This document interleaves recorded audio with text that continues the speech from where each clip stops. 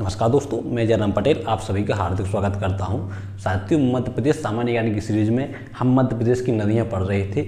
मध्य प्रदेश की नदियों में हमने मध्य प्रदेश की प्रमुख नदी नर्मदा नदी के बारे में विस्तार से देखा था। इसी क्रम को आगे बढ़ाते हुए आज हम पढ़ेंगे मध्य प्रदेश की दूसरी नदी चंबल नदी। हेडिंग डालिए, कौन सी नदी? चंबल नदी। चंबल नदी।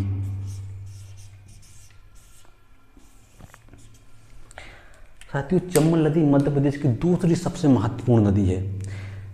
इसके बारे में हमें कैसे जानना है? चंबल नदी के बारे में, नदियों के बारे में हमें एक दूसरे से क्वेश्चनों को लिंक करके पढ़ना है। जैसे हमने जाना मध्य प्रदेश की जो चंबल नदी बह रही है वो कहाँ से निकलती है? वो जानापाव पहाड़ी से निकलती है। कहाँ से निकलती है? जानापाव पहाड़ी। जानापाव पहाड़ी। जानापाव पहाड़ी से निकलती है। अब हमें इसके बारे में सोचना, हाँ जानापाव पहाड़ी से निकलती है, लेकिन ये जानापाव पहाड़ी कहाँ है? साथियों, यह जानापाव पहाड़ी कहाँ है? इंदौर में है। थोड़ी इसके बारे में थोड़ी और सोचो, इंदौर में ही नहीं साथियों, इंदौर की एक तहसील है, इंदौर के पास में ही महू। क्या नाम है? महू। साथियों, इस महू में अवस्थित है कौन सी पहाड़ी? जानापाव पहाड़ी। जानापाव पहाड़ी इंदौर के समीप स्थित महू के क्षेत्र से निकलती है। कहाँ से है? जानापाव पहाड़ी से। सुनो जरा, चंबल नदी का उद्गम कहाँ से होता है? चंबल नदी का उद्गम मध्य प्रदेश के इंदौर जिले के पास स्थित महू के क्षेत्र में अवस्थित जानापाव पहाड़ी से चंबल नदी का उद्गम होता है। साथियों, इसका उद्गम तो हो गया, अब लेकिन उद्गम हुआ तो बहेगी भी तो कहाँ कहाँ से जाएगी? हमें अब देखना है कि यह चंबल नदी मध्य प्रदेश के किन किन जिलों में बहती है। तो साथियों, जब इंदौर से निकलेगी तो यह उत्तर की ओर बहती है, यानी थोड़े पश्चिम से लेके, मान लीजिए ये चंबल नदी तो ये बह रही है ऐसे ऐसे और ऐसे बह रही है। अब देखना है इंदौर के बगल में कौन सा जिला है? उज्जैन। उज्जैन के बगल में कौन सा जिला आता है? धार। अब उत्तर की ओर बह रही है तो हमें इसी क्रम को आगे बढ़ाना है। उज्जैन, धार, रतलाम, मंदसौर, नीमच। नीमच इधर आ गया। इसके बाद यह है राजस्थान में प्रवेश करती है। तो किन किन जिलों से बहती है? थोड़ी जल्दी हम उन जिलों को देख लेते हैं। उज्जैन, कौन सा है? उज्जैन, धार, रतलाम, नीमच।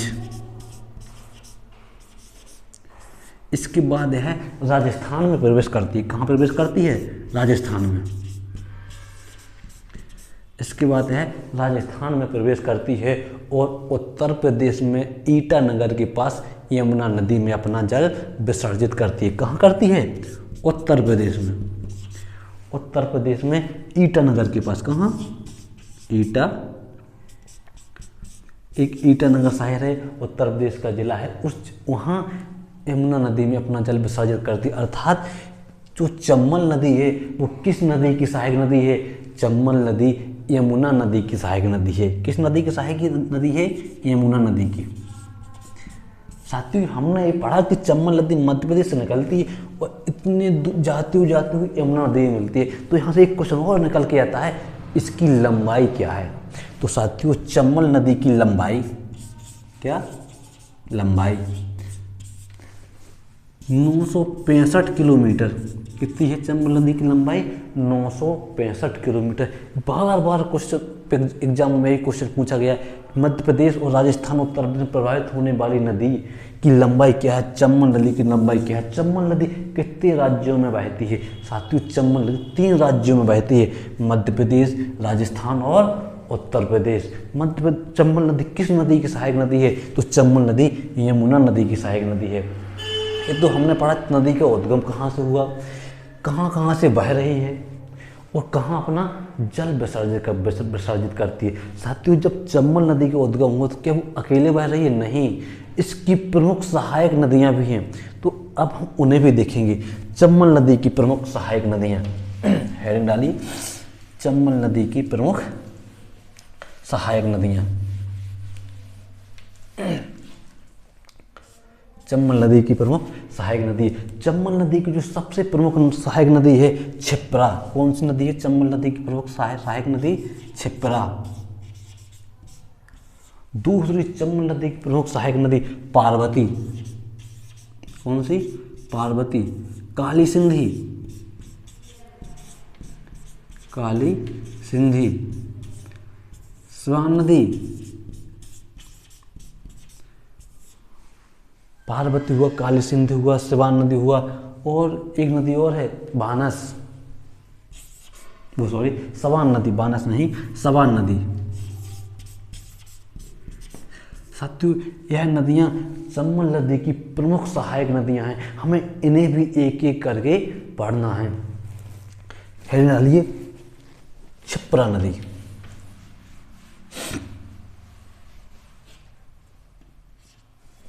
कौन सी नदी? क्षिप्रा नदी। अब हमें इसके बारे में भी यही जानना है साथियों, क्षिप्रा नदी का उद्गम कहाँ से होता है?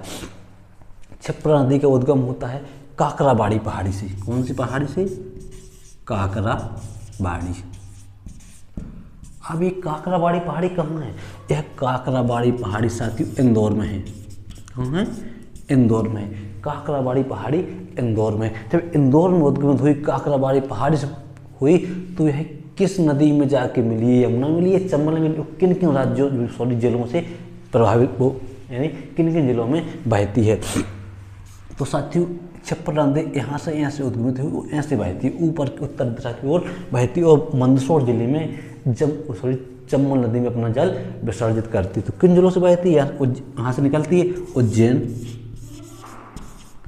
इंदौर से तो निकल ही आई, उज्जैन, रतलाम, और मंदसौर जिले में, कहाँ?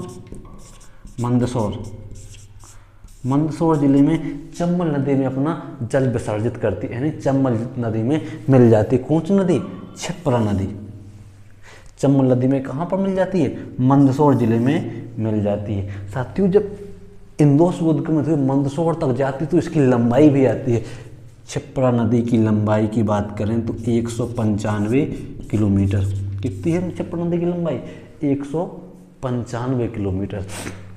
साथियों क्षिप्रा नदी की दो प्रमुख सहायक नदियां हैं। कौन सी नदी? खान नदी, और दूसरी है गंभीरा। कौन सी?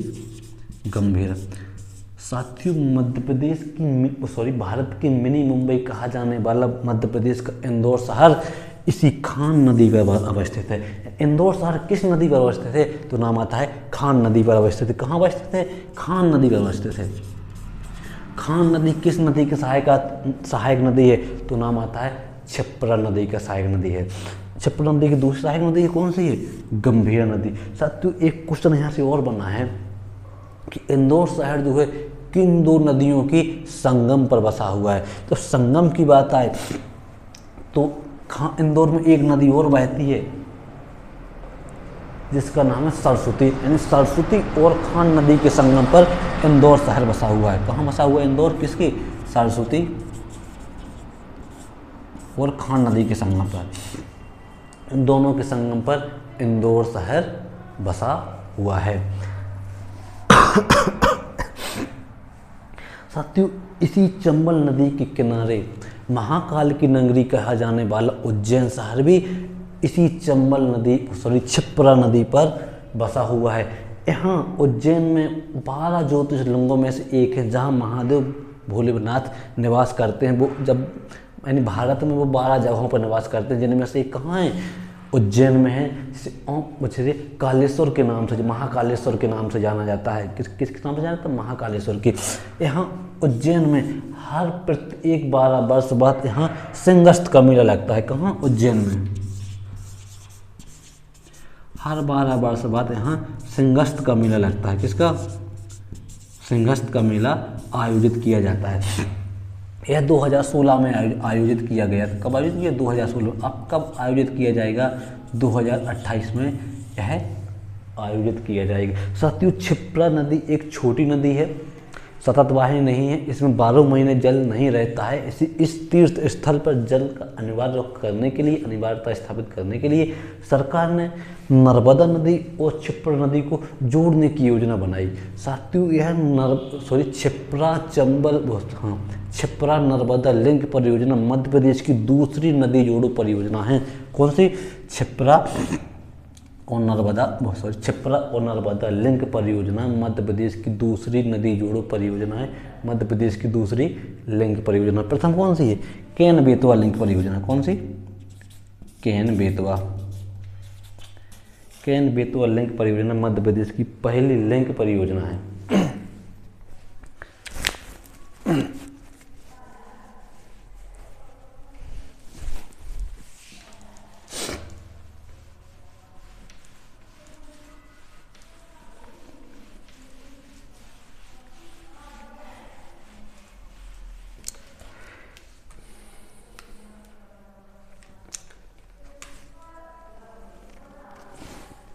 हरियाली सिवान नदी। कौन सी नदी? सिवान नदी। यहाँ ये बहती है सिवान नदी। साथियों सिवान नदी राजस्थान में प्रवाहित होती है और राजस्थान में बहते हुए मध्य प्रदेश के मंदसौर जिले में चंबल नदी में मिल जाती है। कहाँ मिल जाती है सिवान नदी? मंदसौर जिले में चंबल नदी में मिल जाती है। कहाँ? चंबल नदी में अपना जल विसर्जित करती है। साथियों इस सिवान नदी के किनारे पशुपतिनाथ मंदिर में, किस मंदिर में? पशुपतिनाथ मंदिर में भगवान के शंकर भोले की अष्टमुखी प्रतिमा विराजमान है। कितनी मुखी? अष्टमुखी प्रतिमा विराजमान है। इस सिवान नदी के किनारे पशुपतिनाथ मंदिर है। कौन सा मंदिर है? पशुपतिनाथ मंदिर। इस पशुपतिनाथ मंदिर में अष्टमुखी शिवलिंग है। कौन सी अष्टमुखी शिवलिंग है? अष्टमुखी शिवलिंग। अष्टमुखी शिवलिंग कहाँ है? इस पशुपतिनाथ मंदिर कहाँ है? मंदसौर में है। सिवान नदी के नाम से मंदसौर। साथ ही मंदसौर में पहले दसपुर कहा जाता था। किसे कहा जाता था? मंदसौर को दसपुर। तो साथियों दसपुर है वो सिवान नदी के किनारे है। कहाँ किनारे है? यानी मंदसौर की बात है तो मंदसौर किस नदी किनारे है? तो मंदसौर सिवान नदी के किनारे बसा हुआ है। इसकी तीसरी प्रमुख सहायक नदी देखते हैं जिसका नाम है काली सिंधी। कौन सी नदी? काली सिंधी।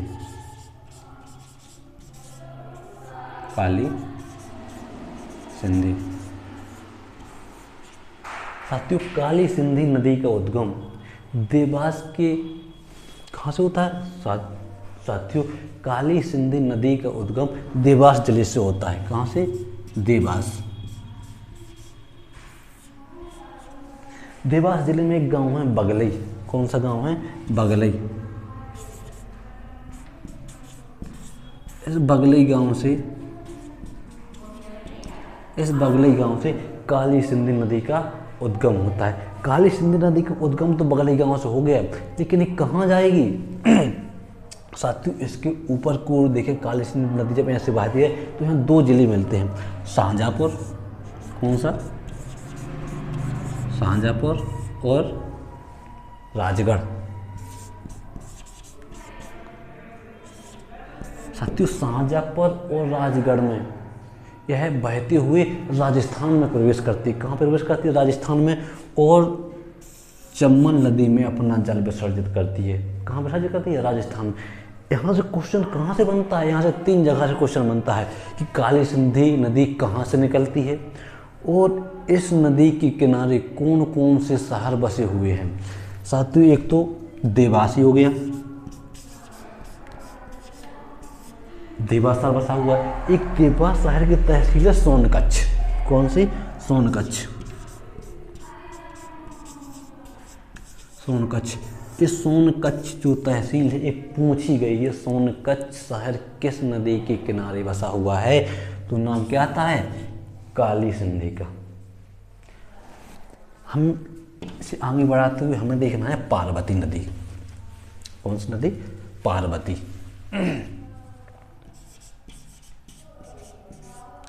पार्वती नदी। साथियों, पार्वती नदी का उद्गम सीहोर जिले की अष्टा तहसील से होता है। कहाँ से होता है? सीहोर जिले की अष्टा तहसील। कहाँ से होता है? पार्वती नदी का उद्गम सीहोर जिले की अष्टा तहसील से होता है। लेकिन इस नदी के किनारे कौन कौन से शहर बसे हुए हैं, ये इम्पोर्टेंट है। इस नदी के किनारे कौन कौन से शहर बसे हुए हैं? तो साथियों, इसके किनारे सीहोर, राजगढ़ और शाजापुर।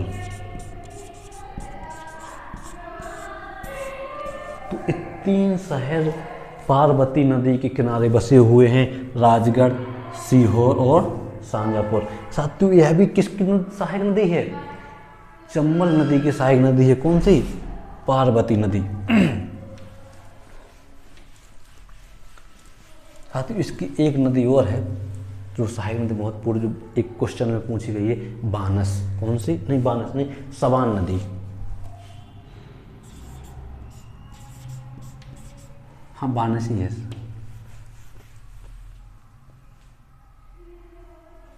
हाँ साथियों, चंबल नदी की एक और सहायक नदी पूछ ली गई है जो राजस्थान में बहती है, बानस नदी। कौन सी नदी? बानस। यह बानस नदी कहाँ बहती है? राजस्थान में बहती है और चंबल नदी में मिल जाती है।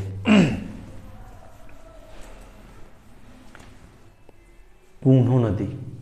कौन सी नदी? कून्हो। कून्हो नदी। एक कून्हो नदी मध्य प्रदेश के शिवपुरी जिले में बहती है। कहाँ बहती है? शिवपुरी। और यह चंबल नदी में अपना जल विसर्ज करती है। जो पालनपुर कून्हो अभ्यारण्य है, वो सॉरी अब तो यह राष्ट्रीय उद्यान हो गया, वो इसी नदी के किनारे है। किस नदी के किनारे? कून्हो नदी के किनारे। तो ये तो हमने देखा चंबल नदी की सहायक नदियाँ। अब साथियों, जब मध्य प्रदेश से चंबल नदी बहती है, नहीं सॉरी, अब हम इसके नामों के बारे में देख लेते हैं, जान लेते हैं थोड़ी।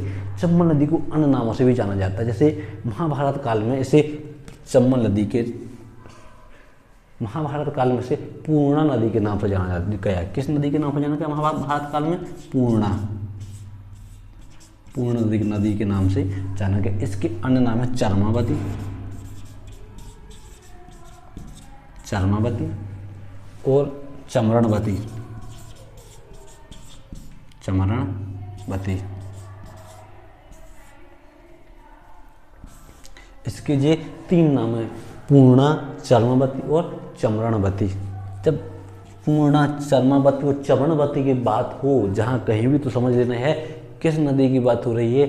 चंबल नदी की बात हो रही है। साथियों, चंबल नदी पर 2 महत्वपूर्ण जलप्रपात स्थित हैं। मध्य प्रदेश के मंदसौर जिले में चंबल नदी पर एक जलप्रपात अवस्थित है जिसका नाम है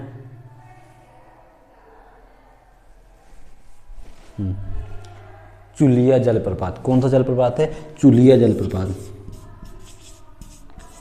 चुलिया जलप्रपात।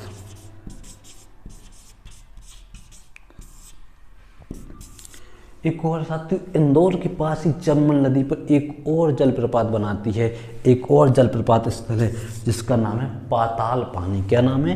पाताल पानी। पाताल पानी। पाताल पानी जलप्रपात किस नदी पे है? पाताल पानी जलप्रपात चंबल नदी पे है। चुलिया जलप्रपात किस नदी पे है? चुलिया जलप्रपात चंबल नदी पे। चुलिया जलप्रपात किस जिले में अवस्थित है? तो साथियों, मंदसौर जिले में है। पाताल पानी जलप्रपात किस जिले में अवस्थित है? तो नाम आता है इंदौर जिले में। इस प्रकार के क्वेश्चन पूछ लिए जाते हैं। साथियों, जब मध्य प्रदेश से चंबल नदी बह रही है, आप लोगों को पता है कि मध्य प्रदेश पहाड़ी पठारी इलाका है, राजस्थान एक मरुस्थलीय क्षेत्र है। साथियों, तो यहाँ निश्चित तौर पर यहाँ किसकी आवश्यकता हो खेती करने के लिए? पानी की आवश्यकता होती है। जब मध्य प्रदेश में, राजस्थान में इतनी बड़ी चंबल नदी बह रही है और वैसे राज्य में पानी की कमी ना हो, तो सरकार ने क्या सोचा? सरकार ने सोचा क्यों ना इस नदी के जल का उपयोग किया जाए, प्रयोग किया जाए। तो सबसे सर्वप्रथम सरकार ने 1954 में, क्या 1954 इस नदी पर बांध बनाना शुरू किए।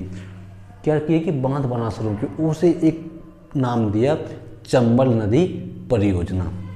इससे सरकार को क्या लाभ होगा? सरकार को दो लाभ हुए। एक तो यानी फसल को सींचने के लिए पानी की उत्तम व्यवस्था हुई, यहाँ से नहरें निकाली गई, और दूसरी जो व्यवस्था हुई, यहाँ से बिजली बनाई गई, जिससे हर एक घरों में बिजली की आपूर्ति की उत्तम व्यवस्था की जा सके। तो यहाँ से इसने दो काम किए, एक तो जमीन में जब सिंचाई के लिए पानी पहुँचाया और बिजली भी बनाई गई इन ड्रामों। तो इस नाम क्या दिया? चंबल नदी परियोजना। क्या नाम दिया? चंबल नदी परियोजना, चंबल नदी परियोजना। साथियों कब प्रारंभ की गई?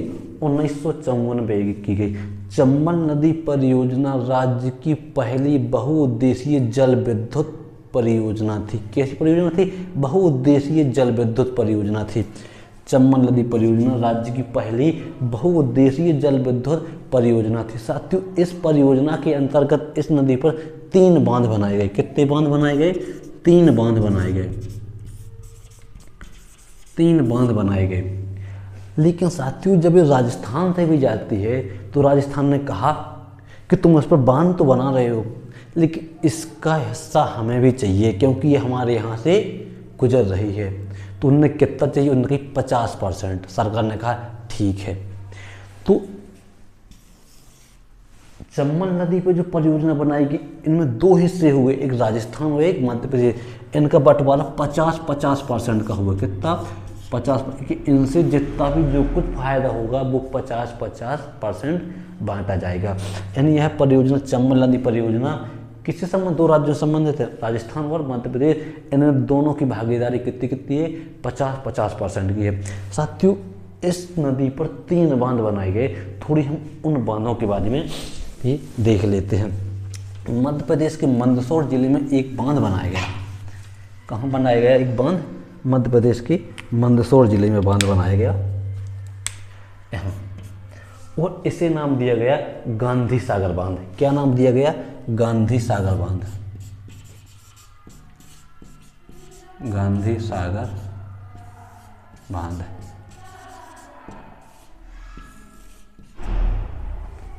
गांधी सागर बांध। साथियों यहाँ से जो बिजली उत्पादित की गई उसकी क्षमता थी 115 मेगावाट। कितनी मेगावाट थी? 115 मेगावाट। और इसने काम करना कब से प्रारंभ किया? 1961 से काम करना इसने प्रारंभ किया। किसने? गांधी सागर बांध ने, यानी गांधी सागर जल विद्युत परियोजना। इसका पूरा नाम क्या दिया गया? गांधी सागर जल विद्युत परियोजना। क्या? गांधी सागर जल विद्युत परियोजना। गांधी सागर जल विद्युत परियोजना। तो इसमें मध्य प्रदेश की भागीदारी कितनी हुई? साथियों जब कुल बिजली 115 मेगावाट यहाँ पे उत्पादित की गई, वो 115 का ठीक आधा, कितना? यानी 57.50 मेगावाट बिजली किसे दी गई? मध्य प्रदेश को दी गई। यह कहाँ अवस्थित है? मध्य प्रदेश के मंदसौर जिले में अवस्थित। कहाँ है? मंदसौर। इन बांधों से यही से क्वेश्चन बनता है कि जो गांधी सागर जल विद्युत परियोजना है वो किस नदी पर है? वो चंबल नदी पर है। किस जिले में है? वो कहाँ है? किस जिले की बात है? तो मंदसौर में। किस राज्य में बनाई गई है? मध्य प्रदेश में बनाई गई है। इसके साथ ही जो दूसरी परियोजना है महाराणा प्रताप जल विद्युत केंद्र। कौन सा? महाराणा प्रताप जल विद्युत केंद्र। महाराणा प्रताप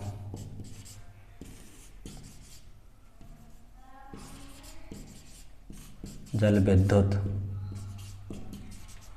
महाराणा प्रताप जल विद्युत केंद्र।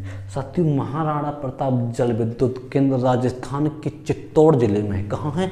राजस्थान के चित्तौड़ जिले में।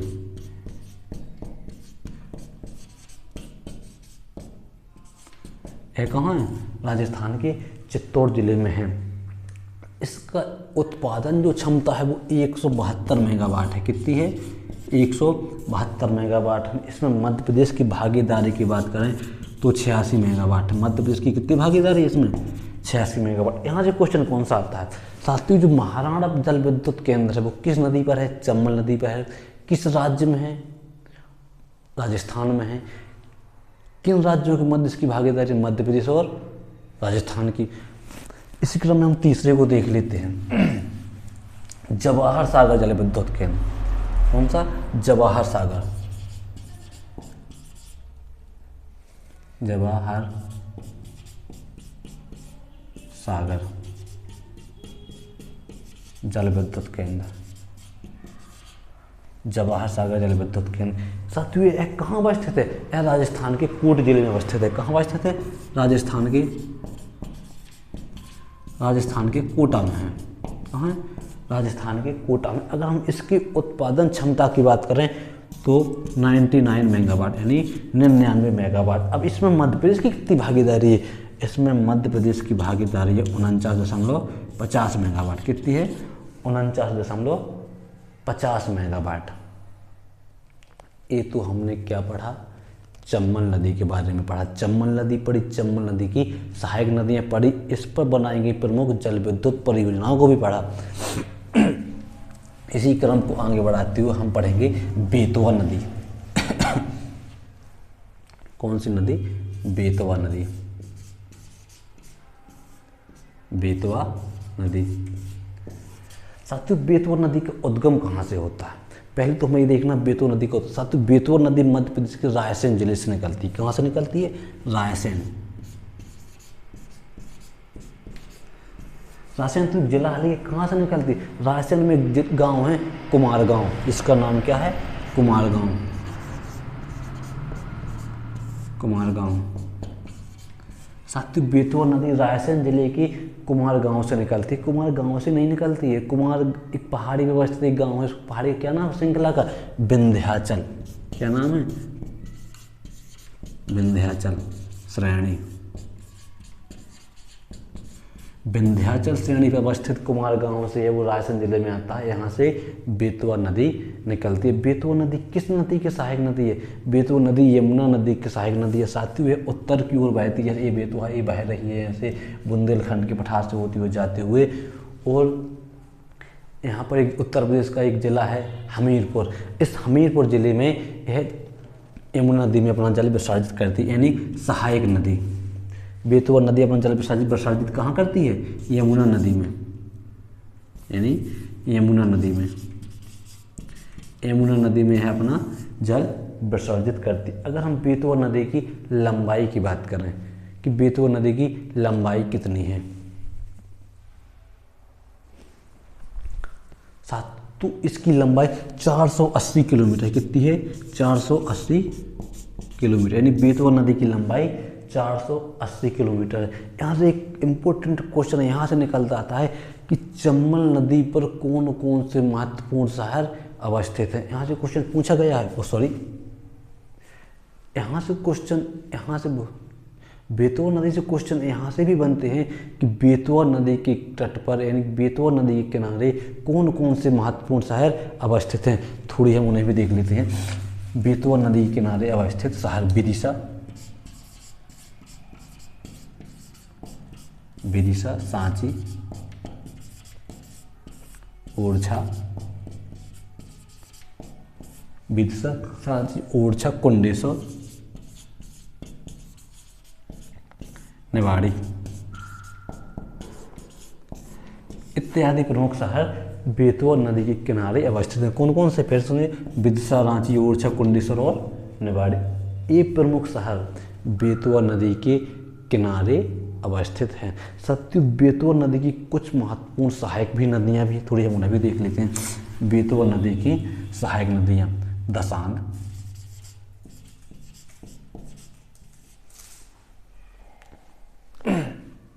कौन सी?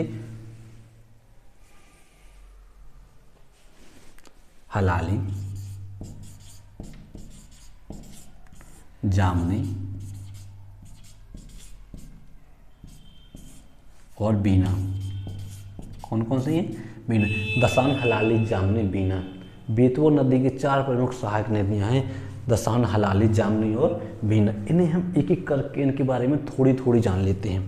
दसान नदी साथियों, दसान नदी भी रायसेन जिले से निकलती है। दसान नदी कहाँ से निकलती है? रायसेन जिले से। रायसेन जिला की एक तहसील है बेगमगंज तहसील। कौन सी तहसील? बेगमगंज तहसील। यह रायसेन जिले से निकलती, इसकी एक तहसील है बेगमगंज। कौन सी तहसील है?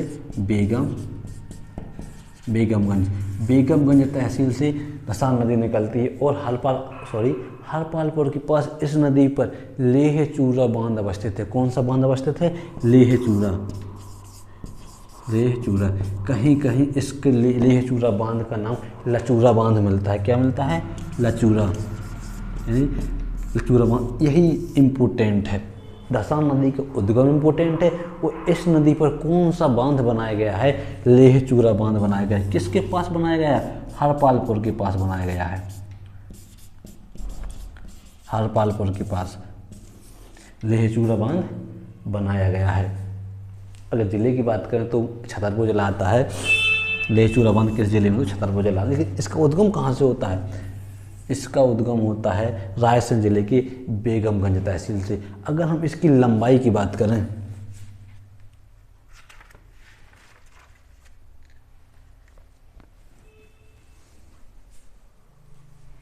तो इसकी लंबाई है 360 किलोमीटर। कितनी? 360 किलोमीटर। यानी दसान नदी की लंबाई कितनी है? 360 किलोमीटर। इसकी दूसरी महत्वपूर्ण सहायक नदियाँ है हलाली। क्या नाम है? हलाली। साथियों, हलाली नदी मध्य प्रदेश में बहती हुई है, बेतवा नदी की सहायक नदी है। किस नदी की सहायक नदी? हलाली बेतवा नदी की सहायक नदी है। बेतवा, यह बेतवा नदी की सहायक नदी है। साथियों, इस हलाली नदी पर मध्य प्रदेश के विदिशा जिले में, कहाँ? विदिशा जिले में एक परियोजना बनाई गई, हलाली परियोजना। क्या नाम दिया जिसे? हलाली परियोजना। हलाली परियोजना। इस हलाली परियोजना के जलाशय को सम्राट अशोक जलाशय के नाम से जाना जाता है। जो ये इम्पोर्टेंट है, क्वेश्चन कई बार पूछ लिया जाता है कि सम्राट अशोक जलाशय किस नदी पर बनाया गया है? कौन सा? अशोक जलाशय। अशोक जलाशय। अशोक जलाशय किस नदी पर बनाया गया है? हलाली नदी पर। किस नदी पर? हलाली नदी। कहाँ बनाया गया है? विदिशा में बनाया गया है। ये सम्राट अशोक जलाशय इम्पोर्टेंट है। बीना नदी। कौन सी नदी? बीना नदी।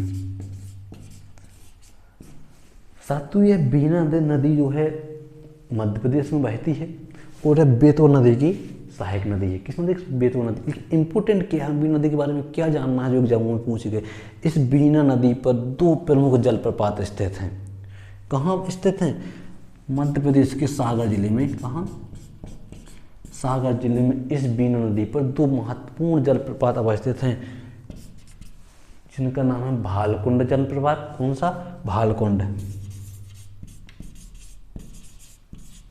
भालकुंड जलप्रपात और राहतगढ़ जलप्रपात। कौन सा?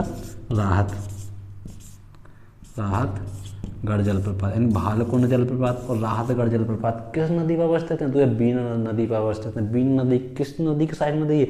बेतवा नदी की सहायक नदी है। जो भालकुंड और राहतगढ़ जलप्रपात अवस्थित है वो किस जिले में है? साथियों, तो मध्य प्रदेश के सागर जिले में है। किस जिले में है? सागर जिले में। हमने इसकी एक और नदी भी देखी थी, जामनी नदी। कौन सी नदी देखी थी? जामनी। जामनी नदी। साथियों जामनी नदी मध्य प्रदेश के सागर से निकलती है, सागर में बहती है। कहाँ बहती है? सागर में बहती है। क्यों इंपॉर्टेंट साथियों, जब यहाँ से क्वेश्चन बनता है कि मध्य प्रदेश और उत्तर प्रदेश की सीमा बनाने वाली या सीमा पर बहने वाली नदी कौन सी है, तो नाम आता है जामनी नदी की। जामनी नदी उत्तर प्रदेश और मध्य प्रदेश के मध्य सीमा बनाती है। उत्तर प्रदेश और मध्य प्रदेश के मध्य सीमा पर बहती है कौन सी नदी? जामनी नदी। और यह किस नदी की सहायक नदी है? तो यह बेतवा नदी की सहायक नदी है। साथियों बेतवा नदी के दो उपनामों हैं, एक बेत्रावती और एक बैतरणी। क्या नाम है? बेत्रावती, बेत्रावती और बैतरणी। कौन सी नदी? बेत्रावती और बैतरणी। ये इसके दो, बेतवा नदी के दो महत्वपूर्ण नाम हैं। लेकिन बेतवा नदी तो बह रही है,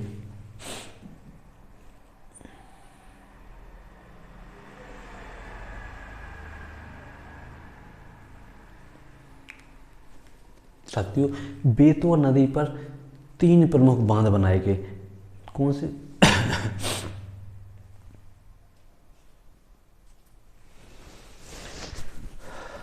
साथियों बेतवा नदी पर 3 प्रमुख बांध बनाए गए। कितने बांध बनाए गए बेतवा नदी पर? 3 बांध बनाए गए। उन बांधों के नाम हैं राजघाट परियोजना, राजघाट बांध, भांडेर नहर परियोजना या भांडेर नहर, भांडेर नहर परियोजना या भांडेर नहर बांध ही बोलते हैं, भांडेर नहर परियोजना ही बोलते हैं। तीसरा राजघाट परियोजना, भांडेर नहर परियोजना। और यहाँ से एक और महत्वपूर्ण इस नदी पर बांध बनाया गया है जिसका नाम है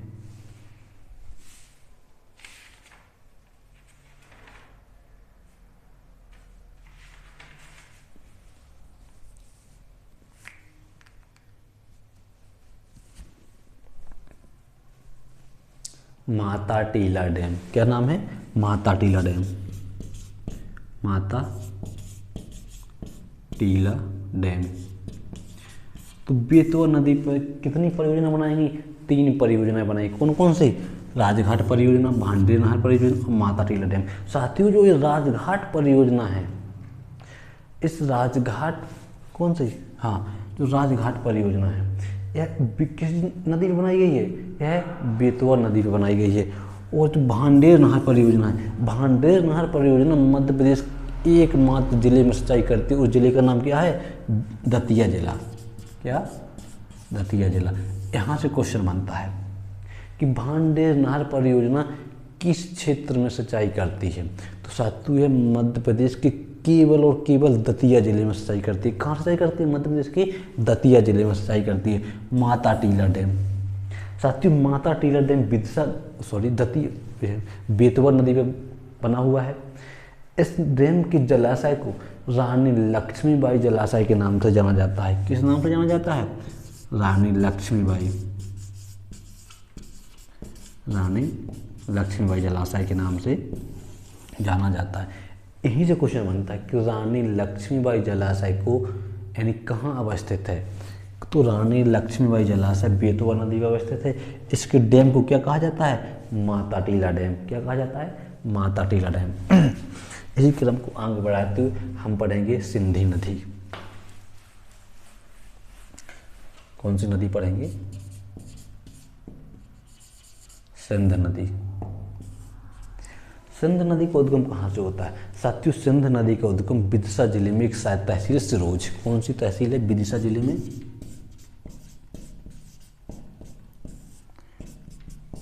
सिरोज।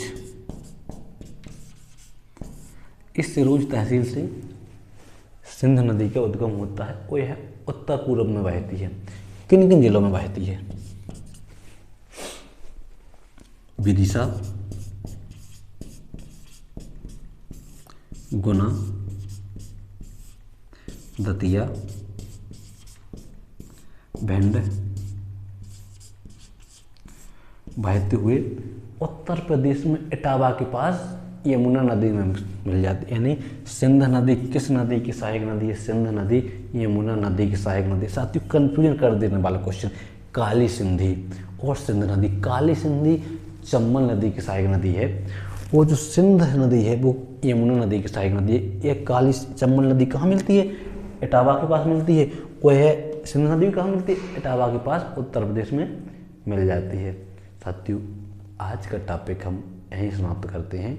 अगली नदियों को, बची हुई नदियों को हम अगले वीडियो में पढ़ेंगे। नमस्कार।